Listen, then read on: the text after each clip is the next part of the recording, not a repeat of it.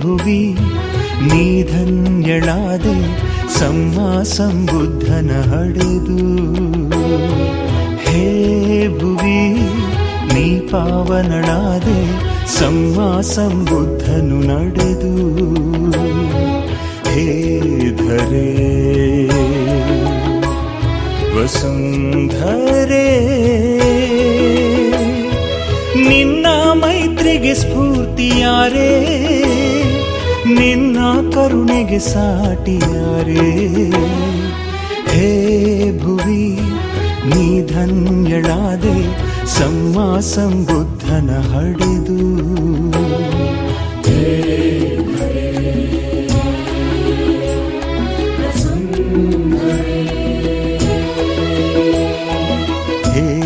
ಧರೆ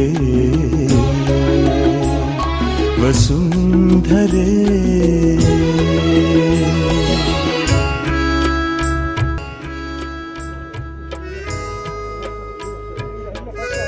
ಬರೀ ಹಿಂದುಳಿದ ವರ್ಗದವರಲ್ಲ.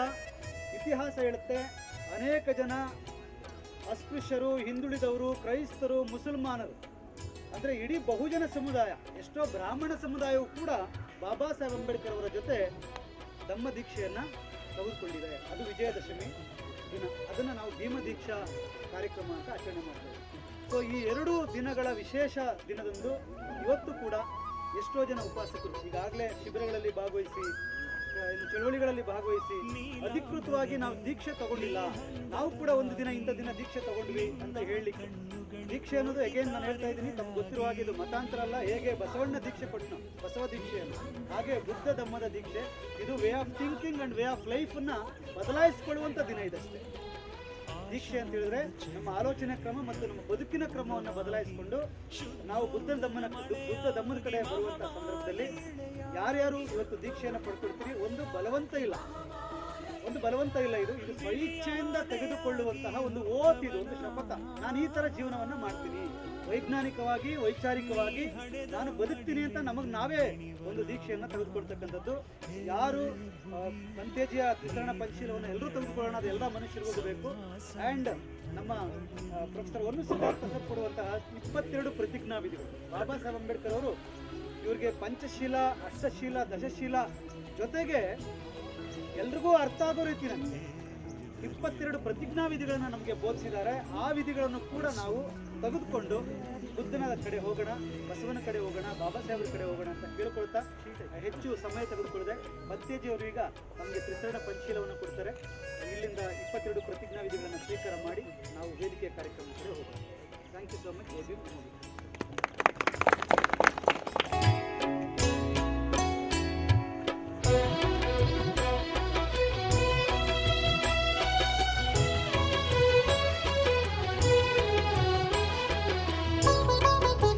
ಸೈಡ್ ಬರಕ್ಕೆ ಸೆಂಟ್ರಲ್ ನಿಂತಿದೆ.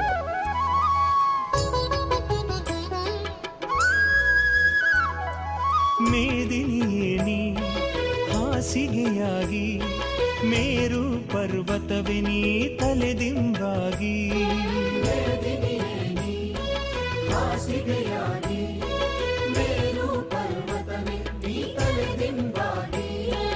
ನಾಭಿಯಿಂದ ನಭಕ್ಕೆ ತಿರಿಯ ವೃಕ್ಷವೇ ಸಾಗಿ ಪೂರ್ವಾಪರ ಕಡಲುಗಳು ಹುಣ್ಣಿಮೆಯಲ್ಲಿ ಕೈಗೆಟುಕಲು.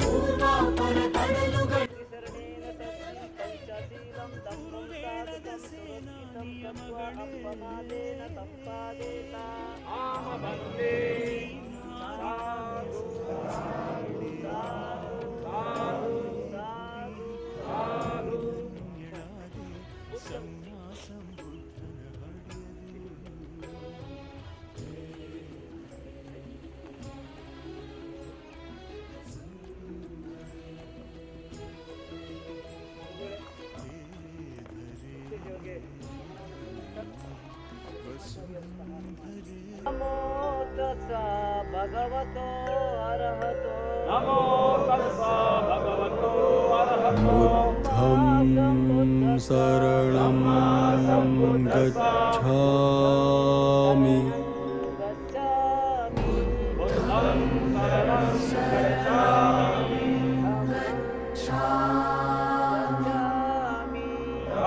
धम्मं धम्मं शरणं गच्छामि शरणं गच्छामि द्वितीयम्पि बुद्धं शरणं गच्छामि शरणं तृतीयम्पि गच्छामि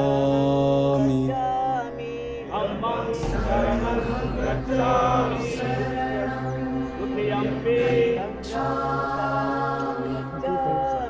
संघं शरणं गच्छामि शरणं तृतीयम्पि गच्छामि बुद्धं शरणं गच्छामि तृतीयम्पि धम्मं शरणं गच्छामि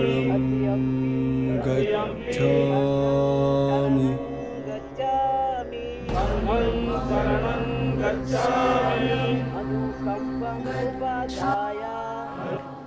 ಅಸತ್ಯದಿಂದ ಸತ್ಯದೆಡೆಗೆ ನಾವು ನಡೆದಂತೆ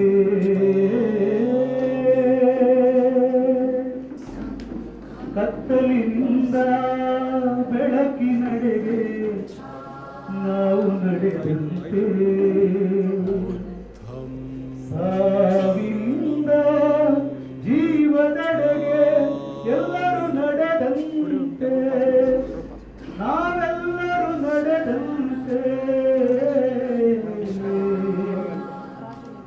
ಅಸತ್ಯದಿಂದ ಸತ್ಯದೆಡೆಗೆ ನಾವು ನಡೆದಂತೆ ಕತ್ತಲಿನಿಂದ ಬೆಳಕಿನೆಡೆಗೆ ನಾವು ಹೊರಟಂತೆ ಸಾವಿನಿಂದ ಜೀವದೆಡೆಗೆ ಎಲ್ಲರೂ ನಡೆದಂತೆ ನಾವೆಲ್ಲರೂ ನಡೆದಂತೆ ಹೊರಡುವೆವು ಮನೆಗೆ ಉದ್ಧಾರ ಮನೆಗೆ ಬಾಬಾ ಸಾಹೇಬ ಅಂಬೇಡ್ಕರರು ತೋರಿದ ನಮ್ಮನೆಗೆ ಸಾಗಿದ ತಮ್ಮ ಬೆಳೆಗೆ ಹೊರಡುವೆವು ಮನೆಗೆ ಉದ್ಧಾರ ಮನೆಗೆ ಬಾಬಾ ಸಾಹೇಬ ಅಂಬೇಡ್ಕರರು ತೋರಿದ ನಮ್ಮನೆಗೆ ಸಾಗಿದ ತಮ್ಮ ಬೆಳೆಗೆ ಅಸತ್ಯದಿಂದ ಸತ್ಯದೆಡೆಗೆ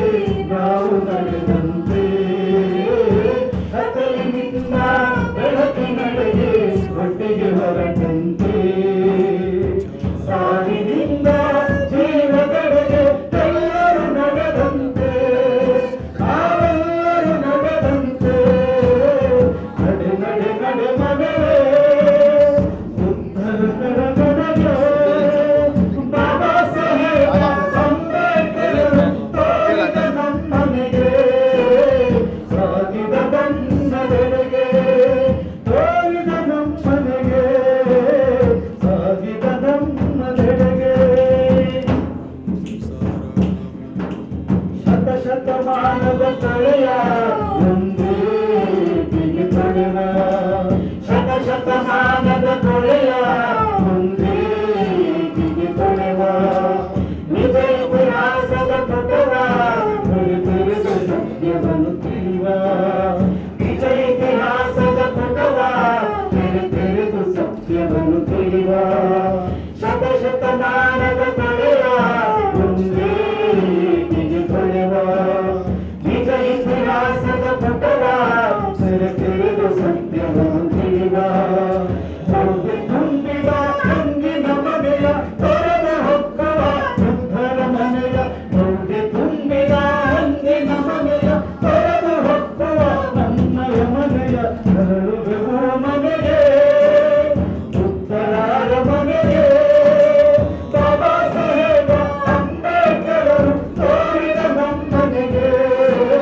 ಸಾಗಿದ ನಮ್ಮ ಬೆಳೆಗೆ ನಡೆ ನಡೆ ನಡೆ ಮನೆಗೆ ಹೊಸ ಬೆಳಕಿನ ಕಡೆಗೆ ಬಾಬಾ ಸಾಹೇಬ ಅಂಬೇಡ್ಕರರು ತೋರಿದ ನಮ್ಮನೆಗೆ ಸಾಗಿದ ನಮ್ಮ ಬೆಳೆಗೆ ನಡೆ ನಡೆ ನಡೆ ಮನೆಗೆ ಹೊಸ ಬೆಳಕಿನ ಕಡೆಗೆ ಬಾಬಾ ಸಾಹೇಬ ಅಂಬೇಡ್ಕರರು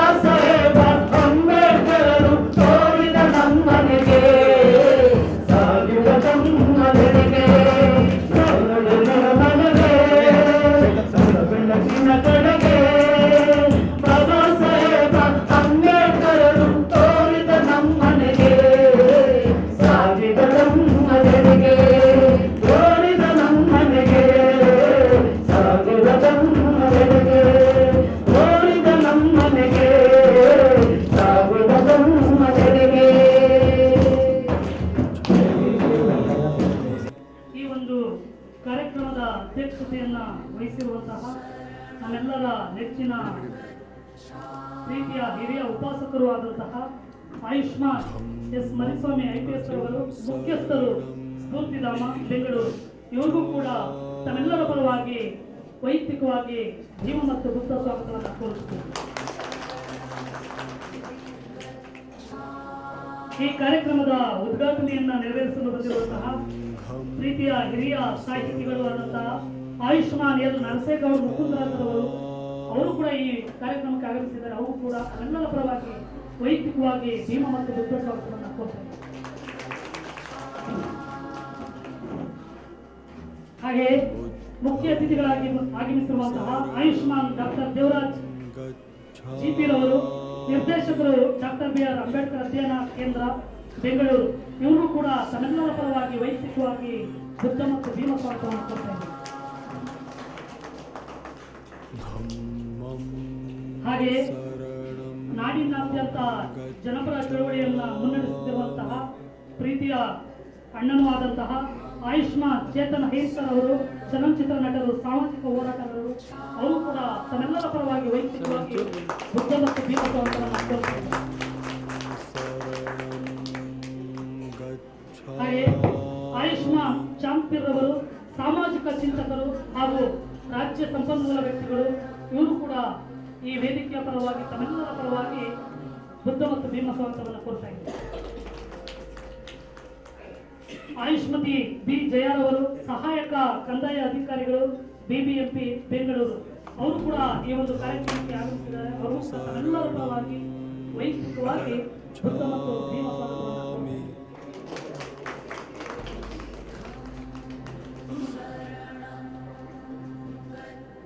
ಆಯುಷ್ಮಾನ್ ಶಂಕರಪ್ಪರವರು, ML ಅಭಿಯಂತರರು, TWD ಬೆಂಗಳೂರು, ಅವರು ಕೂಡ ಈ ಒಂದು ವೇದಿಕೆಯ ಕಾರ್ಯಕ್ರಮದ ಪರವಾಗಿ ವೈಯಕ್ತಿಕವಾಗಿ ತಮ್ಮೆಲ್ಲರ ಪರವಾಗಿ ಬುದ್ಧ ಮತ್ತು ಭೀಮ ಸ್ವಾಗತವನ್ನು ಕೋರ್ತಾ ಇದ್ದಾರೆ.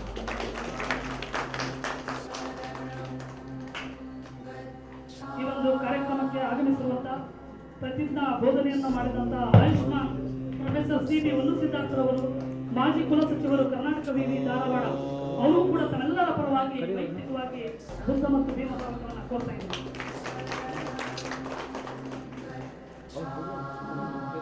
ಹಾಗೆ ವೇದಿಕೆ ಮೇಲಿರುವಂತಹ ಆಯುಷ್ಮತಿ ಪ್ರೊಫೆಸರ್ ವಿನೋದಾನಂದ ಅವರು, ಸಹಾಯಕ ಪ್ರಾಧ್ಯಾಪಕರು, ಸರ್ಕಾರಿ ಪದವಿ ಕಾಲೇಜು ಬೆಂಗಳೂರು, ಇವರು ಕೂಡ ತಮ್ಮೆಲ್ಲರ ಪರವಾಗಿ ವೈಯಕ್ತಿಕವಾಗಿ ಬುದ್ಧ ಮತ್ತು ಭೀಮ ಸ್ವಾಗತವನ್ನು ಕೋರ್ತಾ ಇದ್ದಾರೆ.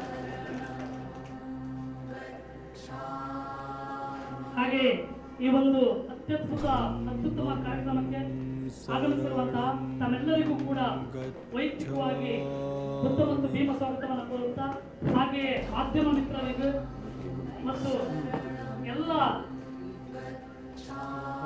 ನಮ್ಮ ಪ್ರೀತಿಯ ಬಂಧುಗಳಿಗೂ ಕೂಡ ಬುದ್ಧ ಮತ್ತು ಭೀಮ ಸ್ವಾಗತವನ್ನು ಕೋರುತ್ತಾ ನನ್ನ ಸ್ವಾಗತ ಭಾಷಣವನ್ನು ಮುಗಿಸ್ತಾ ಇದ್ದೇನೆ. ಜೈ ಭೀಮ್, ನಮೋ ಬುದ್ಧಾಯ.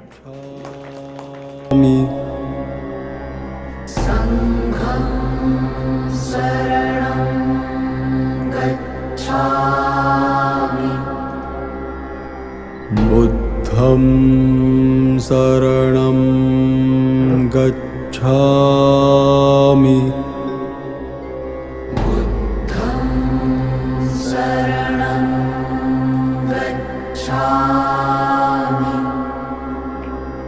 धम्मं शरणं गच्छामि।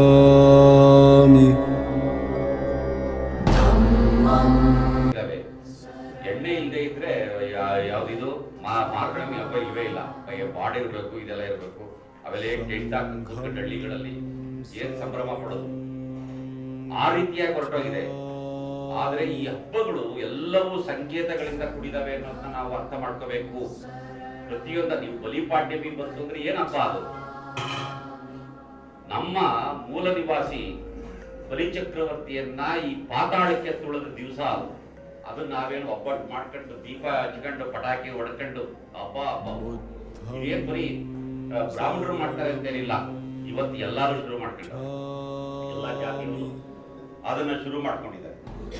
ಮಹಿಷಾಸುರನಂತ ಒಬ್ಬ ಮೂಲ ಪುರುಷ, ಅವನನ್ನ ಕೊಂದ ದಿವಸವನ್ನ ನಾವು ಅವನನ್ನ ಕೊಂದಂತ ನಮ್ಮ ವೈರಿ ಚಾಮುಂಡಿ ದೇವಿ ಅಂತ ಕರೆದು ಅವಳನ್ನ ಆನೆ ಮೇಲೆ ಕರ್ಕೊಂಡ ಬೇರೆ ಅಂಬಾರಿ ಮಾಡ್ತಾ ಇದ್ದೀವಿ.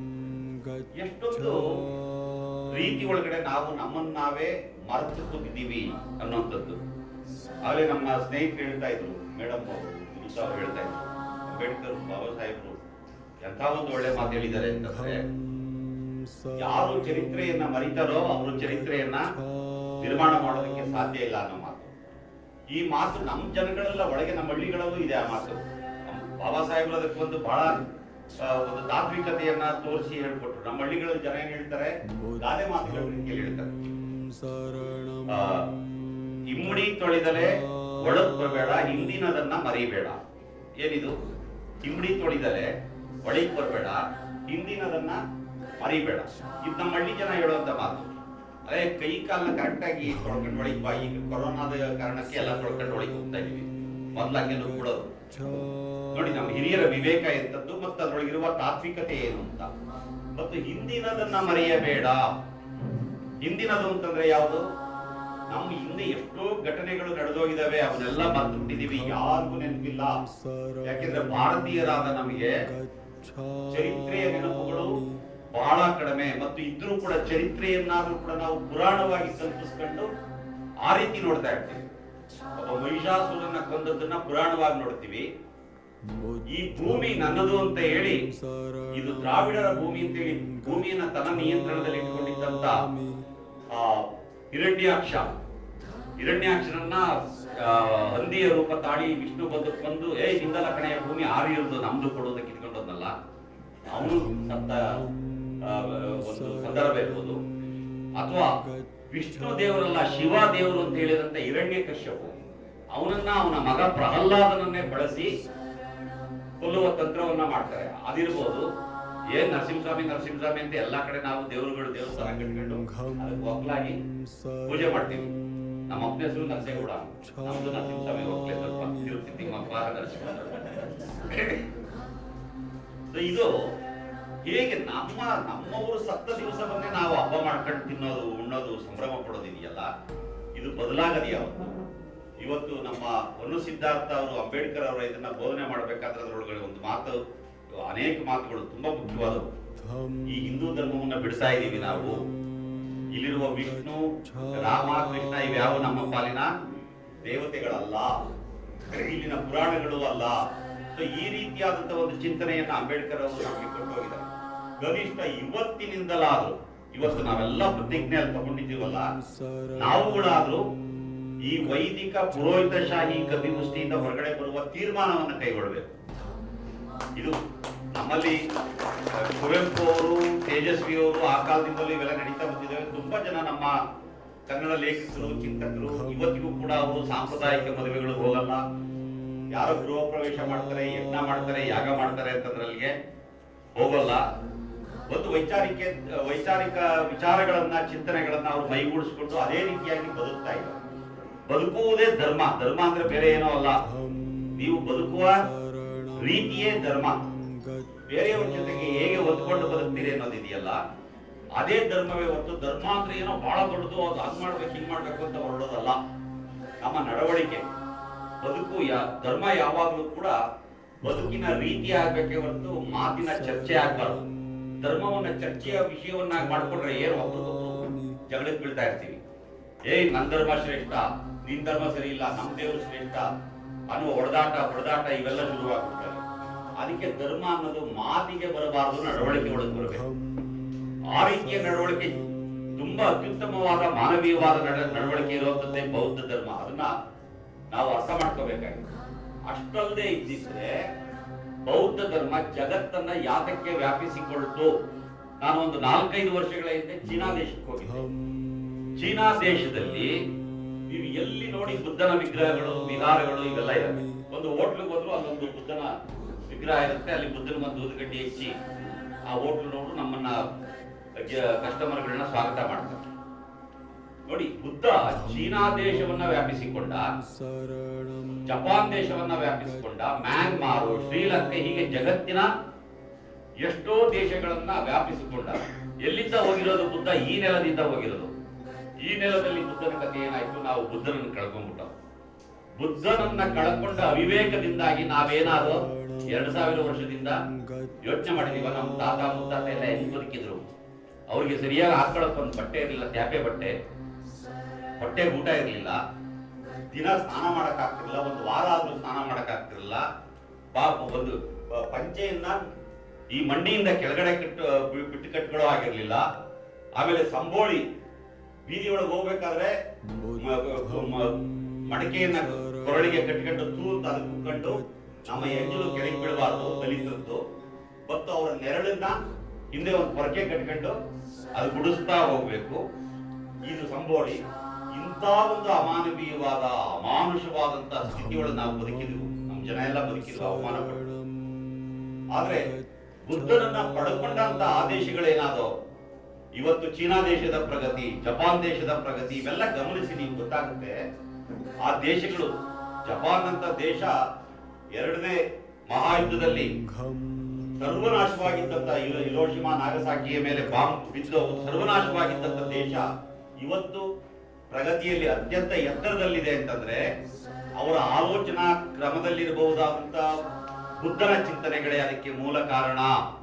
ಇದನ್ನ ಅರ್ಥ ಮಾಡ್ಕೋಬೇಕು ನಾವು. ಚೀನಾ ದೇಶ ಪ್ರಗತಿಯಲ್ಲಿದೆ ಅಂತಂದ್ರೆ ಬುದ್ಧನ ಚಿಂತನೆಗಳು ಚೀನಿಯಲ್ಲಿ ಹೇಗೆ ವ್ಯಾಪಕಗೊಂಡಿದೆ ಅನ್ನುವಂಥದ್ದನ್ನ ನಾವು ಯೋಚನೆ ಮಾಡ್ಬೇಕು.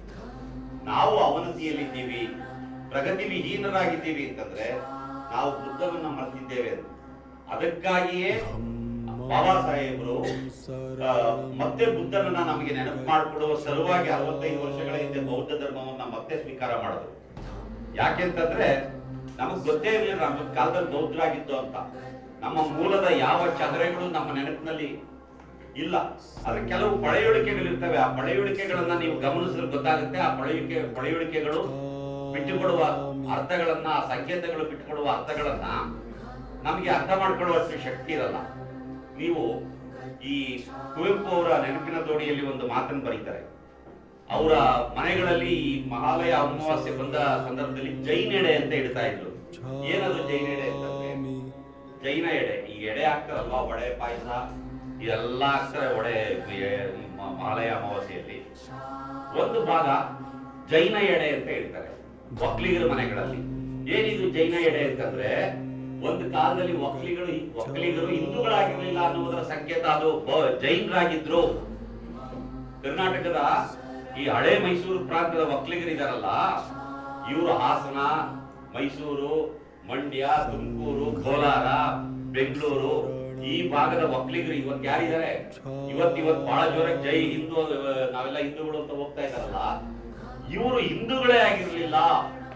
11ನೇ ಶತಮಾನದಲ್ಲಿ ತಮಿಳುನಾಡಿನಿಂದ ರಾಮಾನುಜರು ಬಂದು ಮೇಲ್ಕೋಟೆಗೆ ಅಲ್ಲಿ ಚಲುವನಾರಾಯಣ ಸ್ವಾಮಿಯ ದೇವಸ್ಥಾನವನ್ನ ಪ್ರಾರಂಭ ಮಾಡಿ ಅವ್ರ ಪಾಪ ದಲಿತರಿಗೂ ಜನವಾರ ಹಾಕ್ತಾರೆ. ಅವ್ರ ಕಷ್ಟ ಆಮೇಲೆ ಬಹಳ ಬೇರೆ ತರ ಇದೆ. ಹೀಗೆ ಅಲ್ಲಿಂದ ಆತ ರಾಮಾನುಜ ಎಲ್ಲಿಗೋಗೋದು, ರಾಮಾನುಜಾಚಾರ್ಯ ಇವತ್ತಿನ ಹಳೆ ಬೀಡಿ ಇದೆಯಲ್ಲ, ಅದು ಅವತ್ತು ಹೊಯ್ಸಳರ ರಾಜಧಾನಿ ದ್ವಾರಸಮುದ್ರ. ಹೊಯ್ಸಳರ ಚಕ್ರವರ್ತಿಯ ಹೆಸರು ಬಿಟ್ಟಿದೇವ. ಅವರ ಹೆಂಡತಿ ಹೆಸರು ಶಾಂತಲಾದೇವಿ. ನಾಟ್ಯರಾಣಿ ಶಾಂತಲೆ ಅಂತಾರೆ ನೋಡಿ, ಆ ಶಾಂತಲಾದೇವಿ. ಈ ರಾಮಾನುಜಾಚಾರ್ಯ ಹೋಗಿ ಆ ಬಿಟ್ಟಿದೇವನನ್ನ ಕನ್ವರ್ಟ್ ಮಾಡಿ, ಮತಾಂತರ ಮಾಡಿ, ನಿನ್ನ ಮೇಲೆ ವಿಷ್ಣುವರ್ಧನ ಅಂತ ಅವನಿಗೆ ಹೆಸರು ಬದಲಾಯಿಸಿ. ಏನದು ವಿಷ್ಣುವರ್ಧನ ಅಂತಂದ್ರೆ ಹೆಸರು? ವಿಷ್ಣುವಿನ ಧರ್ಮವನ್ನ ವರ್ಧಿಸುವವನು, ಹೆಚ್ಚು ಮಾಡುವವನು. ಅವತ್ತಿಂದಾಚೆಗೆ ಅವನ ಪ್ರಜೆಗಳಾಗಿದ್ದಂತ ಈ ಜೈನರು ಅಲ್ಲೆಲ್ಲ ಇದ್ರಲ್ಲ, ಅವರೆಲ್ಲ ಒಕ್ಕಲಿಗರಾಗಿ ತಿರುಪ್ತಿ ಒಕ್ಕಲಾಗಿ ಬದಲಾಗ್ಬಿಟ್ಟು ಈ ದಾಸೈ ಇಟ್ಕೊಂಡು ಓಡಾಡ್ತಾರೆ. ತಿರುಪ್ತಿಗೆ ಹೋಗೋದು ಇದೆಲ್ಲ ಒಕ್ಕಲಿಗರು ಮಾಡ್ತಾರಲ್ಲ 11ನೇ ಶತಮಾನದಿಂದ ಈಚೆಗೆ. ಅದೇ ಜೈನ ಎಡೆ ನೋಡಿ. ಈ ಒಕ್ಕಲಿಗರು ಜೈನರಲ್ಲದಿದ್ದಾರೆ. ಇವತ್ತು ಶ್ರವಣ ಬೆಳಗೊಳದಲ್ಲಿ ಗೊಮ್ಮಟೇಶ್ವರನಂತ ಬೃಹತ್ ಒಂದು ವಿಗ್ರಹ ಏನಿದೆ ಅದು ಅಲ್ಲಿರೋಕ್ ಸಾಧ್ಯ ಇಲ್ಲ. ಒಕ್ಕಲಿಗರು ಜಾಸ್ತಿ ಇರೋ ಕಡೆ ಈ ಜೈನರ ದೇವರು ಹೆಂಗ್ ಬಂದ ಅಲ್ಲಿಗೆ? ಈ ಎಲ್ಲಾ ಸಂಕೇತಗಳನ್ನ, ಅವು ಬಿಟ್ಟುಕೊಡುವ ಸೂಕ್ಷ್ಮಗಳನ್ನ, ಆ ಪಳೆಯುಳಿಕೆಗಳನ್ನ ಇಟ್ಕೊಂಡು ನಾವು ನಮ್ಮ ಪೂರ್ವದ ಕಥಾನಕಗಳನ್ನ ಮತ್ತೆ ನಿರ್ಮಾಣ ಮಾಡ್ಕೋಬೇಕಾಗಿದೆ. ನಾವು ಯಾರ್ದೋ ಶೋಷಣೆಗೆ ಯಾರೋ ನಮ್ಮನ್ನ ಬಿಟ್ಟು ತಗೊಳ್ಳೋದಕ್ಕೋಸ್ಕರ, ಶೋಷಣೆ ಮಾಡೋದಕ್ಕೋಸ್ಕರ ನಮ್ಮ ಮೇಲೆ ಬೇರೆ ಬೇರೆ ರೀತಿಯಾದಂತ ಚೌಕಟ್ಟುಗಳನ್ನ ನಿರ್ಮಾಣ ಮಾಡಿದ್ದಾರೆ. ಆ ಚೌಕಟ್ಟುಗಳಿಂದ ಹೊರಗಡೆ ಬರೋದು ಬಹಳ ಮುಖ್ಯ. ಅಸುರ ಅಂತ ಕರೆಯೋದು ಆ ಕಾಲದ ಇವರು ರಾಕ್ಷಸರು, ಅಸುರರು, ದಸ್ಯುಗಳು ಹೀಗೆಲ್ಲ.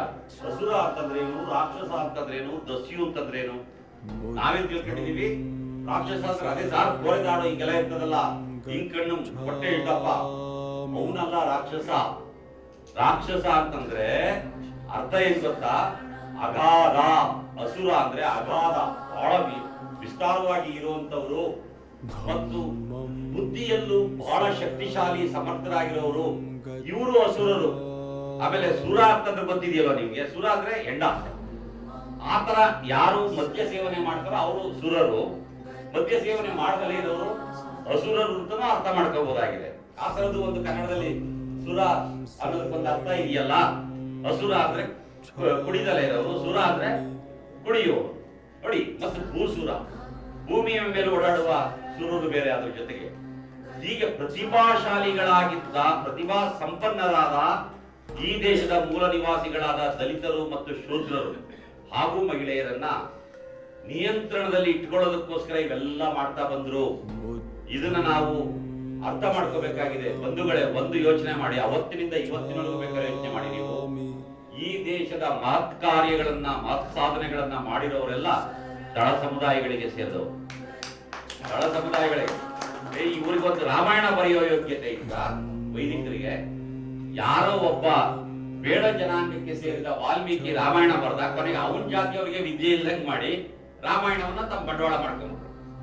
ಯಾರೋ ಒಬ್ಬ ವ್ಯಸ್ತ ವ್ಯಾಸ ಮಹರ್ಷಿ ಮಹಾಭಾರತವನ್ನ ಬರೆದ. ಎಂತ ಕೃತಿಗಳು ಅವು ರಾಮಾಯಣ ಮತ್ತು ಮಹಾಭಾರತ. ಅರ್ಥ ಮಾಡ್ಕೊಳ್ಳಿ, ಜಗತ್ತಿನ ಶ್ರೇಷ್ಠ ಮಹಾಕಾವ್ಯಗಳು, ಮಹಾಕಾವ್ಯಗಳಾಗಿ ನೋಡಿದಾಗ ನೀವು ಅದನ್ನ ಚರಿತ್ರೆಯ ನೆಲೆಗೆ ತಂದು ನಿಲ್ಲಿಸ್ಕೊಂಡ್ಬಿಟ್ರೆ ನಾನೇನು ಮಾಡಕ್ಕಾಗಲ್ಲ. ರಾಮ ಇಲ್ಲೇ ಓಡಾಡ್ತಿದ್ದ, ಇಲ್ಲೇ ಹುಟ್ಟಿದ್ದ ಅಂತಂದ್ರೆ ನಾವೇನ್ ಮಾಡಕ್ಕಾಗುತ್ತೆ ಅಂದ್ಕೊಳ್ಳಿ.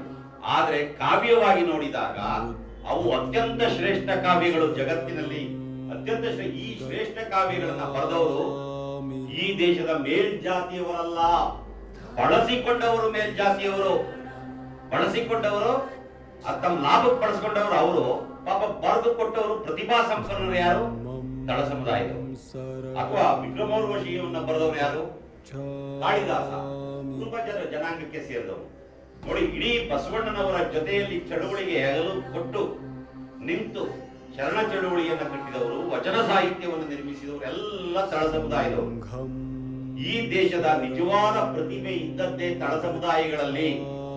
ಈ ಪ್ರತಿಭಾವಂತರು ಏನಾದ್ರೂ ಸ್ವತಂತ್ರದಿಂದ ಇದ್ರೆ ನಮ್ಮ ಇದಕ್ಕೆ ಭಂಗ ಬರುತ್ತೆ, ನಮ್ಮ ಮಾತು ನಡೆಯೋಲ್ಲ ಅಂತೇಳಿ ಇವರನ್ನ ಬಾಯಿ ಕಟ್ಟುವುದಕ್ಕಾಗಿ ಹೊಲೆಯರನ್ನಾಗಿ, ಮಾದಿಗರನ್ನಾಗಿ, ದಲಿತರನ್ನಾಗಿ, ಶೂದ್ರರನ್ನಾಗಿ ಪರಿವರ್ತನೆ ಮಾಡಿದ್ರು. ಅಷ್ಟೇ ಅಲ್ಲ ಬಂಧುಗಳೇ, ಈ ದೇಶದ ಹೆಣ್ಮಕ್ಳಿದಾರಲ್ಲ, ಮಹಿಳೆಯರು, ಅವರ ಪ್ರತಿಭೆ ಎಷ್ಟು ದೊಡ್ಡದು ಗೊತ್ತಾ? ನಾವು ಬರೀ ಗಂಡಸರು ಮಾಡಿದ ಕೆಲಸನೇ ಹೇಳ್ತೀವಿ. ಇಡೀ ನಮ್ಮ ಜನಪದ ಸಾಹಿತ್ಯವನ್ನ, ನಮ್ಮ ಹೊನ್ನಯ್ಯನವರು ಇಲ್ಲಿದ್ದಾರೆ ಕೇಳಿ, ಇಡೀ ಜನಪದ ಸಾಹಿತ್ಯವನ್ನ ಕಟ್ಟಿದವರೇ ನಮ್ಮ ಹೆಣ್ಣುಮಕ್ಕಳು. ಅದರಲ್ಲೂ ಯಾರು? ದಲಿತ ಮತ್ತು ಶೂದ್ರ. ಎಲ್ಲ ಒಕ್ಕಲಿಗರು, ಕುರುಬರು, ಈ ತರದ ಬೇಡ್ರು, ಬೆಸ್ತರು, ಮಡವಾಳರು, ಕ್ಷೌರಿಕರು ಇಂಥವಿದಾವಲ್ಲ, ಅಲ್ಲೆಲ್ಲ ಹೊಲದಲ್ಲಿ ಕೆಲಸ ಮಾಡ್ಕೊಂಡು, ಕಳೆ ಕಿತ್ಕೊಂಡು, ರಾಗಿ ಬೀಸ್ಕೊಂಡು ಕಾವ್ಯಗಳನ್ನು ಕಟ್ಟಿ ಹಾಡಿದ್ರು. ಮತ್ತು ಎಂತೆಂತ ಕಾವ್ಯಗಳು! ಮಲೆ ಮಾದೇಶ್ವರನಂತ ಕಾವ್ಯ, ಮಂಟೇಸ್ವಾಮಿ ಅಂತ ಕಾವ್ಯ, ಜುಂಜಪ್ಪನ ಕಾವ್ಯ, ನಂಜುಂಡೇಶ್ವರನ ಕಾವ್ಯ, ಬಿಳಿಗಿರಿ ರಂಗನ ಕಾವ್ಯ, ಸವದತ್ತಿ ಯಲ್ಲಮ್ಮನ ಕಾವ್ಯ. ಇವೆಲ್ಲ ಗಮನಿಸಿ ನೀವು ಗೊತ್ತಾಗುತ್ತೆ ಎಂಥ ಪ್ರತಿಭೆ ಅವರಲ್ಲಿತ್ತು. ಈ ಪ್ರತಿಭಾವಂತರಿಗೆ ನೀವು ಮಾತು ಕಿತ್ಕೊಂಡ್ರಲ್ಲ, ಅಕ್ಷರ ಕಿತ್ಕೊಂಡ್ರಲ್ಲ, ಈ ದೇಶ ಮುಂದುವರಿಯಕ್ ಸಾಧ್ಯ ಇದೆಯಾ? ನಿಜವಾಗ್ಲೂ ಅವತ್ತಿಂದನೂ ಇವತ್ತಿನವರೆಗೂ ನಾವು ಏನಾದ್ರೂ ವಿದ್ಯಾವಂತರಾಗಿದ್ದಿದ್ರೆ, ನಮ್ಮ ತಾತ ಮುತ್ತಾತಂದಿರು, ನಮ್ಮ ದೇಶ ಯಾವ ಜಪಾನು, ಅಮೆರಿಕ, ಇಂಗ್ಲೆಂಡ್ ಇವ್ಯಾವಲ್ಲ, ನಮ್ಮ ದೇಶ ನಂಬರ್ 1. ನಮ್ಮ ದೇಶ, ಭಾರತ ದೇಶವೇ ದೊಡ್ಡದಾಗಿರೋದು. ಎಲ್ಲ ವಿಷಯಗಳಲ್ಲೂ ಭಾರತಕ್ಕೆ ಬಹಳ ದೊಡ್ಡ ಸ್ಥಾನಮಾನ ಇರೋದು. ಆದ್ರೆ ನಾವೇನ್ ಮಾಡೋದು? ಮೌಢ್ಯದ ದಾರಿಗೆ ಬಿದ್ದ ಪುರೋಹಿತರ ಮಾತು ಕೇಳ್ಕೊಂಡು ಯಜ್ಞಯಾಗಗಳನ್ನ ಮಾಡಕ್ ಶುರು ಮಾಡ್ದೋ. ಗೃಹ ಪ್ರವೇಶ ಮಾಡಿದ್ರೆ ಆ ವಾಸ್ತವನ ಹತ್ರಕ್ಕೆ ಹೋಗ್ಬಿಟ್ಟು ಅವನು ಐನೂರ ಹತ್ರಕ್ಕೆ ಬಾಗ್ಲಿ ಯಾವ ಕಡೆ ಇಡಬೇಕು, ಕಿಟಕಿ ಯಾವ ಕಡೆ ಅಂತ ಕೇಳ್ತೀವಲ್ಲ. ಯಾಕೆ ಇಂಜಿನಿಯರ್ಗಳಿಲ್ವಾ ಇಲ್ಲಿ? ಗಾಡಿ ಹೆಂಗ್ ಬೀಸ್ತಂತ ಹೇಳ್ಬೋದ ಅಂತ ಪರಿಣಿತರು ಇಲ್ಲಿಲ್ವಾ, ತಜ್ಞರಿಲ್ವಾ? ಅವ್ರ ಹತ್ರಕ್ಕೆ ಹೋಗಲ್ಲ, ನಾವು ಪುರೋಹಿತರ ಹತ್ರ ಹೋಗ್ತೀವಿ. ಎಂಥ ಜನ ಆಗೋಗ್ಬಿಟ್ಟು ಅವ್ರ ಮಾತು ಕೇಳಿ ಕೇಳಿ ಕೇಳಿ ಕೇಳಿ ನಾವು ನಮ್ಮ ಜೀವನವನ್ನೇ ಹಾಳು ಮಾಡ್ಕೊಂಡು. ಒಂದನ್ನ ಅರ್ಥ ಮಾಡ್ಕೊಳ್ಳಿ, ಈ ದೇಶಕ್ಕೆ ಬ್ರಿಟಿಷರು ಬರದೇ ಇದ್ರೆ, ಇದು ನಾನೇ ಹೇಳಿರೋ ಮಾತಲ್ಲ, ಕುವೆಂಪು ಹೇಳ್ತಾರೆ, ಬಹಳ ಜನ ಹೇಳ್ತಾರೆ. ಆ ಕಾಲದಲ್ಲಿ ನಿಮ್ಗೆ ಗೊತ್ತಿರ್ಬೋದು, ಪೆರಿಯಾರ್ ಇರ್ಬೋದು, ನಾರಾಯಣ ಗುರು ಇರ್ಬೋದು, ಇಂಥ ವಿಚಾರವಂತರೆಲ್ಲರೂ ಹೇಳಿರುವಂತ ವಿಚಾರಗಳು ಏನು ಅಂತಂದ್ರೆ, ಈ ಕಾಲ ಅಥವಾ ಜ್ಯೋತಿಬಾ ಫುಲೆ ಅವ್ರನ್ನ ನೆನಪು ಮಾಡ್ಕೋಬೇಕು, ಸಾವಿತ್ರಿಬಾ ಫುಲೆ ಅವ್ರನ್ನ ನೆನಪು ಮಾಡ್ಕೋಬೇಕು. ಈ ದೇಶಕ್ಕೆ ಬ್ರಿಟಿಷರು ಬರದೇ ಇದ್ದಿದ್ರೆ, ಈ ದೇಶಕ್ಕೆ ಸ್ವಾತಂತ್ರ್ಯ ಸಿಗದೇ ಇದ್ದಿದ್ರೆ, ಇಲ್ಲಿ ಒಂದು ಸಂವಿಧಾನ ಅನ್ನೋದು ಇಲ್ಲದೆ ಇದ್ದಿದ್ರೆ, ಪ್ರಜಾಪ್ರಭುತ್ವ ಅನ್ನೋದು ಇಲ್ಲದೆ ಇದ್ದಿದ್ರೆ, ಇದೆಲ್ಲ ತರೋದಕ್ಕೆ ಕಾರಣ ಆದಂತ ಗಾಂಧಿ, ಅಂಬೇಡ್ಕರ್ ಈ ತರದ ಭಾರಿಯರು ಇಲ್ಲದೆ ಇದ್ದಿದ್ರೆ ನಮ್ಮ ಪರಿಸ್ಥಿತಿ ಏನಾಗಿರೋದು ಅಂತ ತಿಳ್ಕೊಳ್ಳಿ. ಏನಾಗಿರೋದು, ಇವತ್ತಿಗೂ ನಾವು ಅದೇ ಒಂದು ದಯನೀಯವಾದಂತ ಸ್ಥಿತಿ ಒಳಗೇನೆ ಇರಬೇಕಾಗಿತ್ತು. ಅಂಬೇಡ್ಕರ್ ಅವ್ರನ್ನ ನಾವು ಬಹಳ ಜನ ಏನ್ ಮಾಡ್ತಾರೆ, ಅವರು ದಲಿತರ ನಾಯಕರು ಅಂತ ಹೇಳ್ಬಿಡ್ತಾರೆ. ದಲಿತರ ನಾಯಕರಲ್ಲ. ಅಂಬೇಡ್ಕರ್ ಕೇವಲ ದಲಿತರಿಗೆ ಮಾತ್ರ ಮೀಸಲಾತಿ ಕೊಟ್ಟಿಲ್ಲ. ನಾನು ಯಾವಾಗ್ಲೂ ಹೇಳ್ತಾ ಇರ್ತೀನಿ ಅದನ್ನ. ಮೀಸಲಾತಿ ಸಿಗದೆ ಇದ್ರೆ ಒಕ್ಕಲಿಗನಾದ ನಾನು ಕೂಡ ಏನೋ ಮುಂದಕ್ಕೆ ಬರೋಕ್ ಸಾಧ್ಯ ಇರಲಿಲ್ಲ. ಮೀಸಲಾತಿಯಲ್ಲೇ ನನಗೆ ಸ್ಕಾಲರ್ಶಿಪ್ ಸಿಕ್ತು, ಫ್ರೀಶಿಪ್ ಸಿಕ್ತು, ಸ್ಕೂಲ್ಗಳಲ್ಲಿ ಕಾಲೇಜ್ಗಳಲ್ಲಿ ಅಡ್ಮಿಷನ್ ಸಿಕ್ತು, ಕೆಲಸ ಸೇರ್ಬೇಕಾದ್ರೆ ಅದೇ ನಮ್ಮಪ್ಪ ಫಾರ್ಮ್ ನಂಬರ್ 2 ಅಂತ ಒಂದು ಇನ್ಕಮ್ ಸರ್ಟಿಫಿಕೇಟ್ ಮಾಡಿಸ್ಬಿಡು. ಆ ಫಾರ್ಮ್ ಶಾರ್ಟ್ ಕೊಟ್ಟಿದ್ದಕ್ಕೆ ನಂಗೆ ಕೆಲಸ ಸಿಕ್ಕಿತ್ತು. ಇದು ಯಾರ ಕರುಣೆಯಿಂದ ಬಂದಿರೋದು? ಅಂಬೇಡ್ಕರ್ ಅವರ ಕರುಣೆಯಿಂದ, ಅವರ ದೂರದೃಷ್ಟಿಯಿಂದ ಬಂದಿರೋದು. ಎಲ್ಲ ಜಾತಿಯವರಿಗೆ ಎಕ್ಸೆಪ್ಟ್ ಬ್ರಾಹ್ಮಿನ್ಸ್ ಈಗ ಅವ್ರಿಗೂ 10% ಸಿಗ್ತಾ ಇದೆ. ಬಿಡಿ, ಅವರು ಏನ್ ಬೇಜಾರು ಮಾಡ್ಕೊಳ್ಳೋ ಆಗಿಲ್ಲ. ಪಾಪ 10%. ನಮ್ಮವೆಲ್ಲ ಒದ್ದಾಡಿ 50% ಸುಸ್ತಾಗೋದು. 18% SC ST, 4% ಒಕ್ಕಲಿಗರು, ಇನ್ನ 3% ಇನ್ಯಾರು ಇವರಿಗೆ, ಆಮೇಲೆ OBCಗಳಿಗೆ ಇಷ್ಟು %. ಹೀಗೆಲ್ಲ ಆಗಿ ಈಗಲೂ ಕುರುಬರು, ನಾಯಕರು ಇವರೆಲ್ಲವೂ ಎಂತ ಪಂಚಮಸಾಲಿ ಲಿಂಗಾಯತರು ಏನ್ ದಿನ ಚಳುವಳಿ ಮಾಡ್ತಾವ್ರೆ.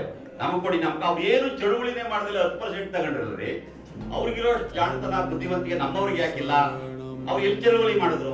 ಪಾರ್ಲಿಮೆಂಟ್ ಹತ್ರ ಹೋದ್ರ ಅಥವಾ ವಿಧಾನಸೌಧದ ಮುಂದೆ ಕೂತ್ಕೊಂಡು ಏನಾದ್ರು ಹೋರಾಟ ಮಾಡಿದ್ರ? ಅವತ್ತು ಯಾರಾದ್ರೂ ಒಬ್ಬ ಆ ಬ್ರಾಹ್ಮಣ ಮಹಾಸಂಘದ ಮುಖಂಡರು ಎಲ್ಲಾದ್ರೂ ಕೂತ್ಕೊಂಡು ಒಂದ್ ದಿವಸ ಉಪವಾಸವೋ ಪ್ರತಿಭಟನೆಯೋ ಧರಣಿಯೋ ಮಾಡಿದ್ರ? ಏನಿಲ್ಲ. ನಮ್ಮ ಪಡ್ಕೊಂಡ್ರು ಏನು ಸಿಗ್ತಾ ಇಲ್ಲ. ಅವ್ರಿಗೆ ಸುಲಭವಾಗಿ 10% ಸಿಗ್ತಲ್ಲ. ಇದು ಯಾರ ಕೃಪೆ? ಅಂಬೇಡ್ಕರ್ ಅವರ ಪರಿಕಲ್ಪನೆ. ಅವ್ರಿಗೂ ಲಾಭ ಆಗಿದೆ. ಸುಮ್ಮನೆ 18% ರಿಸರ್ವೇಶನ್, ಆಂಟಿ ರಿಸರ್ವೇಶನ್, ಮೀಸಲಾತಿ ಸರಿ ಇಲ್ಲ ಅಂತ ಮಾತಾಡೋದಲ್ಲ. ನೀವೇ ತಗೊಂಡ್ರಲ್ಲಪ್ಪ. ಈಗ ಮೀಸಲಾತಿ ಇಲ್ಲದೆ ಇದ್ದಿದ್ರೆ ಬಹಳ ಜನ ಇನ್ನೂ ದಯನೀಯವಾದಂತ ಸ್ಥಿತಿಗೆ ಹೋಗ್ಬೇಕಾಗಿತ್ತು. ನಮಗೆ ಮೀಸಲಾತಿಯ ಅಗತ್ಯ ಇರಲಿಲ್ಲ.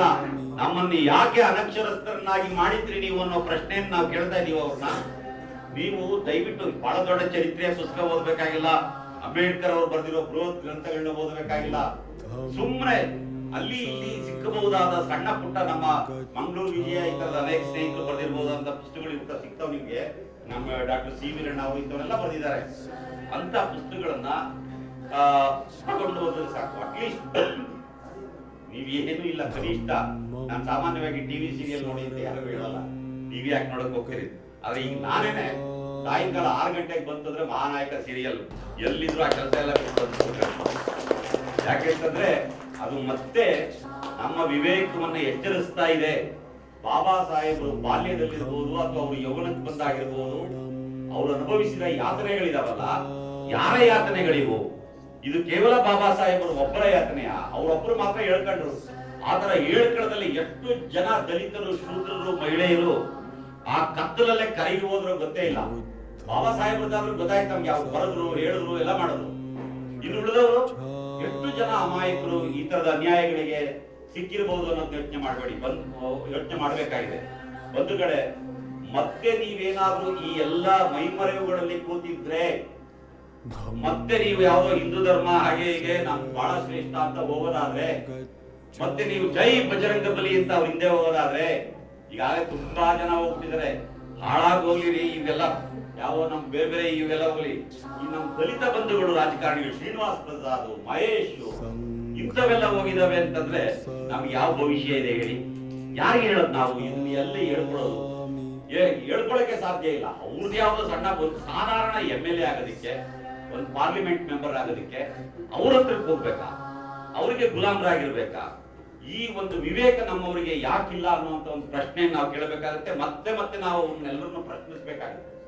ಅಷ್ಟೇ ಅಲ್ಲ, ಇವತ್ತು ಯಾವ ಒಂದು ಪ್ರತಿಜ್ಞೆಯನ್ನ ಬೌದ್ಧ ಧರ್ಮದ ನಾನು ಬದುಕಿನಲ್ಲಿ ಅಳವಡಿಸ್ಕೊಳ್ತೀನಿ ಅನ್ನೋ ಪ್ರತಿಜ್ಞೆಯಿಂದ ನಾವೆಲ್ಲ ಕೈಗೊಂಡಿದ್ದೀವಿ. ಇದು ನಮ್ಮ ನಿತ್ಯದ ಧರ್ಮ ಆಗ್ಬೇಕು, ನಮ್ಮ ನಿತ್ಯದ ನಡವಳಿಕೆಯಲ್ಲಿರ್ಬೇಕು. ಅಯ್ಯೋ ನಮ್ಮನೆ ಹೆಂಗಸರು ಕೇಳಲ್ಲ ಸರ್, ಅದಕ್ಕೆ ಪೂಜಾರ 500 ಕರ್ಕೊಂಡ್ಬಂದು ಸತ್ಯನಾರಾಯಣ ಪೂಜೆ ಮಾಡಿಸ್ತಾ ಇದೀನಿ ಅಂತ ಹೇಳ್ಬಾರ್ದು. ಬಹಳ ಜನ ಕೇಳ್ತಾರೆ, ಯಾಕಯ್ಯ ಸತ್ಯನಾರಾಯಣ ಪೂಜೆ ಮಾಡ್ತೀಯ, ಸತ್ಯನಾರಾಯಣ ಬಗ್ಗೆ ನಿನ್ಗೆ ಏನಾದ್ರು ಗೊತ್ತಾದ್ರೆ? ನಾನು ಬಹಳ ವಿಚಾರವಾದಿ, ಆದ್ರೆ ಏನ್ ಮಾಡ್ಲಿ, ನಮ್ ಮಿಸೆಸ್ ಕೇಳಲ್ಲ. ನಾನು ಅವ್ರು ಕೇಳೋ ಪ್ರಶ್ನೆ, ನಿಮ್ ಮಿಸೆಸ್ ಓದಿರೋದು SSLC, ನೀನ್ ಮಾಸ್ಟರ್ ಡಿಗ್ರಿ ಓದಿದ್ಯಾ, ನೀನ್ ಅವ್ರ ಮಾತು ಕೇಳ್ತೀಯ ಅಂದ್ರೆ ನಿನಗೆ ಈ ಮಾಸ್ಟರ್ ಡಿಗ್ರಿ ಹಾಕ್ಬೇಕು, PhD ಹಾಕ್ಬೇಕು, ಏನಕ್ಕೆ ಬೇಕು ನಿನಗೆ? ಅಲ್ಲ, ಅವ್ರ ಮಾತು ಕೇಳಬಾರ್ದು ಅಂತಲ್ಲ ನಾನು ಹೇಳ್ತಾ ಇರೋದು. ಆದ್ರೆ ಒಬ್ಬ ವಿವೇಕಿ ಅಂತ ಅನಿಸ್ಕೊಂಡಿರುವಂತ ವ್ಯಕ್ತಿ ಅವಿವೇಕಿಯಾಗಿ ವರ್ತಿಸಿದಾಗ ನಾವು ಹೇಗೆ ಅವ್ರನ್ನ ಪ್ರಶ್ನೆ ಮಾಡೋದು? ಈ ರೀತಿಯಾಗಿ ನಮ್ಮನ್ನ ನಾವು ಪ್ರಶ್ನೆ ಮಾಡ್ಕೋಬೇಕಾಗುತ್ತೆ, ಲೋಕವನ್ನು ಕೂಡ ಪ್ರಶ್ನೆ. ಇಲ್ಲ ಅಂದ್ರೆ ಕೆಲವೇ ವರ್ಷಗಳಲ್ಲಿ ಭಾರತ ಮತ್ತೆ ಶಿಲಾಯುಗದ ಕಡೆಗೆ ಹೋಗುತ್ತೆ. ಇನ್ನು ಕೆಲವೇ ವರ್ಷಗಳಲ್ಲಿ ಈಗಾಗಲೇ ಹೊರಟಿದೆ, ಸಂವಿಧಾನವನ್ನ ಬದಲಾಯಿಸೋದಕ್ಕೆ ನಾವು ಬಂದಿದ್ದೀವಿ ಅಂತ ಅವ್ರು ಬಹಿರಂಗವಾಗಿ ಹೇಳ್ತಾ ಇದ್ದಾರೆ. ಯಾಕೆ ಅರ್ಥ ಆಗಲ್ಲ ಇದು? ಇವ್ರನ್ನೆಲ್ಲರೂ ನಾವು ಹೇಗೆ ಎಜುಕೇಟ್ ಮಾಡೋದು, ಅವರಲ್ಲಿ ಮತ್ತೆ ಈ ಪ್ರಜ್ಞೆಯಿಂದ ಹೇಗೆ ಬಡಿದೆಟ್ಟಿಸೋದು? ಮತ್ತೆ ನಾವು ಆ ತರದ ಒಂದು ಅನ್ಯಾಯಕ್ಕೊಳಗಾದ್ರೆ, ಅವರ ಕೈ ಕೆಳಗಡೆ ಹೋದ್ರೆ, ಪುರೋಹಿತ ಶಾಹಿಯ ಕಾಲಾಡು ಪಡೆಯ ಸದಸ್ಯರು ನಾವಾದ್ರೆ ಮತ್ತೆ ನಾವು ಭಾರತೀಯರು ಶೋಷಣೆಗೆ, ಅಸಮಾನತೆಗೆ, ಅಸ್ಪೃಶ್ಯತೆಗೆ ಇದೆಲ್ಲದಕ್ಕೂ ಬಲಿಯಾಗಬೇಕಾಗ್ತದೆ. ಈ ಎಚ್ಚರ ನಮ್ಗಿರ್ಬೇಕು. ನಮ್ಮ ಅನೇಕ ಜನ ಸ್ನೇಹಿತರು, ನಮ್ಮ ಚೇತನ್ ಇರ್ಬೋದು, ಇವರೆಲ್ಲ ತುಂಬಾ ರೀತಿ ಒಳಗಡೆ ಆ ಕೆಲಸವನ್ನ ಮಾಡ್ತಾ ಇದ್ದಾರೆ, ಎಚ್ಚರಿಸುವ ಕೆಲಸವನ್ನ ಅವ್ರದೇ ಆದ ರೀತಿ ಒಳಗೆ ಮಾಡ್ತಾ ಇದ್ದಾರೆ. ನನಗೂ ಒಂದು ಭರವಸೆ ಅನ್ನೋದಿದೆ, ಇನ್ನು ನಮ್ಮ ತರುಣರ ಮಿದುಳು ಅಷ್ಟು ಕೊಳೆತು ಹೋಗಿಲ್ಲ. ಅವ್ರು ಎಷ್ಟೇ ಕೊಳಿಸೋದಕ್ಕೆ ಪ್ರಯತ್ನ ಮಾಡಿದ್ರು ಕೊಳೆತು ಹೋಗಿಲ್ಲ. ನಾವು ಸ್ವಲ್ಪ ಗಟ್ಟಿಯಾಗಿ ಮತ್ತೆ ಮತ್ತೆ ಮತ್ತೆ ನಮ್ಮ ತೊಂದರೆ ಆದ್ರೂ ಪರವಾಗಿಲ್ಲ ಹೇಳ್ತಾ ಹೋದ್ರೆ ತರುಣ ಜನಾಂಗ ಬದಲಾಗುತ್ತೆ. ಭಾರತ ಮತ್ತೆ ಬುದ್ಧಿವಂತರ ಬೌದ್ಧ ದೇಶವಾಗುತ್ತೆ. ಇದ್ರೊಳಗೆ ಯಾವ ಅನುಮಾನವೂ ಇಲ್ಲ ಅಂತ ಹೇಳಿ ನನ್ನ ಮಾತುಗಳನ್ನ ಮುಗಿಸ್ತೀನಿ. ಜನರಿಗೆ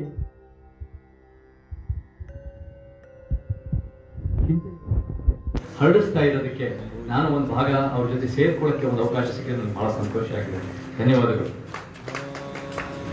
ಸ್ನೇಹಿತರೆ.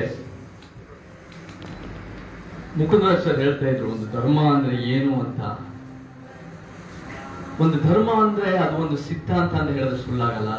ಹಾಗೇನೆ ಆರ್ಗನೈಸ್ಡ್ ರಿಲಿಜನ್ ಅಂದ್ರೆ ಒಂದು ಧರ್ಮದ ಜೊತೆ ಒಂದು ಸೈನ್ಯ ಇದ್ದಂಗೆ. ಈ ಸೈನ್ಯ ಅಂದ್ರೆ ಏನು? ಒಂದು ಆರ್ಮಿ ಅಂದ್ರೆ ಜನ ಅಷ್ಟೇ ಅಲ್ಲ, ಅದು ಧರ್ಮ ಗ್ರಂಥಗಳಾಗಿರ್ಬೋದು, ಅದು ಎಷ್ಟೋ ಒಂದು ರೀತಿಯ ಇತಿಹಾಸ ಆಗಿರ್ಬೋದು, ಸರ್ಕಾರಗಳಾಗಿರ್ಬೋದು, ಬೇರೆ ಬೇರೆ ಒಂದು ಧರ್ಮ, ಒಂದು ಸಿದ್ಧಾಂತ ಜೊತೆ ಒಂದು ಸೈನ್ಯ ಇದ್ರೆ ಅದೇ ಒಂದು ಆರ್ಗನೈಸ್ಡ್ ರಿಲಿಜನ್ ಅಂತ ಹೇಳಿದ್ರೆ ಸುಳ್ಳಾಗಲ್ಲ. ಇವಾಗ ಒಂದು ಧರ್ಮದ ಶ್ರೇಷ್ಠತೆಯನ್ನು ಗುರುತಿಸಬೇಕು ಅಂದ್ರೆ ಅದು ಎಷ್ಟು ವರ್ಷಗಳಲ್ಲಿದೆ ಅಂದ್ರೆ ಮುಖ್ಯ ಆಗಲ್ಲ, ಎಷ್ಟು ದೇಶಗಳಲ್ಲಿದೆ ಮುಖ್ಯ ಆಗಲ್ಲ, ಎಷ್ಟು ಲಕ್ಷಾಂತರ ಜನ ಅನುಯಾಯಿಗಳಿಗೆ ಮುಖ್ಯ ಆಗಲ್ಲ. ಆ ಧರ್ಮದಲ್ಲಿ ಎಷ್ಟು ಸಮಾನತೆ ಇದೆ, ಎಷ್ಟು ನ್ಯಾಯ ಇದೆ, ಎಷ್ಟು ವೈಜ್ಞಾನಿಕತೆ ಇದೆ, ಅದು ಮುಖ್ಯ ಆಗುತ್ತೆ. ಆ ನಿಟ್ಟಿನಲ್ಲಿ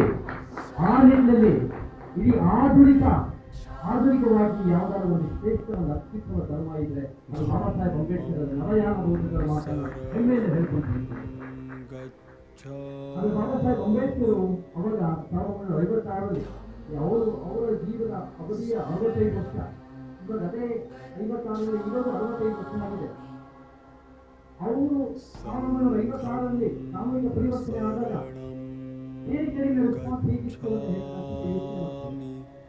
ಆ ಸಂದರ್ಭದಲ್ಲಿ ಪ್ರಾಮಾಣ್ಯವಾದಿಗಳು, ಜಾತಿವಾದಿಗಳು ಮತ್ತೆ ಅತಿ ಪ್ರಾಮಾಣ್ಯವಾದಿಗಳು, ಹಿಂದುತ್ವವಾದಿಗಳು ಅವರನ್ನು ಹಿಂಸೆ ಬೇರೆ ರೀತಿ ಮಾವತ್ತರು RSS ಏನ್ ಮಾತಾಡ್ತಾರೆ ಅಂದ್ರೆ ಇಂಥ ಒಂದು ಅದ್ಭುತ ಒಂದು ಅವರು ಮಾತಾಡೋದು ಇಟ್ ಇಸ್ ಯೂಸ್ಲೆಸ್ ಆಕ್ಟ್ ಅಂತ ಬರೀತಾರೆ. ಅಂದ್ರೆ ವ್ಯಕ್ತಿತ್ವ ಇದ್ದರೂ ಧರ್ಮಕ್ಕೆ ಮಾಡೋದು ಒಂದು ಉಪಯೋಗ ಇದೆ ಅವ್ರಿಗೆ. ಆದ್ರೆ ಬಾಬಾ ಸಾಹೇಬ್ ಅಂಬೇಡ್ಕರ್ ಏನ್ ಗೊತ್ತಿತ್ತು? ಅವ್ರೇನ್ ಹೇಳ್ತಾರೆ, ಈ ಭಾರತದ ಇತಿಹಾಸದ ಗುರುತಿಸಬೇಕು ಅಂದ್ರೆ ಒಂದೇ ಪ್ರಾಮಾಣ್ಯಕ್ಕೂ ಆ ಕಾರಣಕ್ಕೆ ಬೌದ್ಧ ಧರ್ಮನೇ, ಅದು ನವಯಾನ ಬೌದ್ಧ ಧರ್ಮನೇ ಉತ್ತಮ ಮಾರ್ಗ. ಈ ಒಂದು ಪ್ರಾಮಾಣ್ಯ ಮತ್ತು ಅತಿ ಪ್ರಾಮಾಣ್ಯ ವಿರುದ್ಧ ನಿಂತ್ಕೋಬೇಕು ಅಂದ್ರೆ ಅದೇ ಮಾರ್ಗ ಅಂತ ಗೊತ್ತಿತ್ತು. ಅದೇ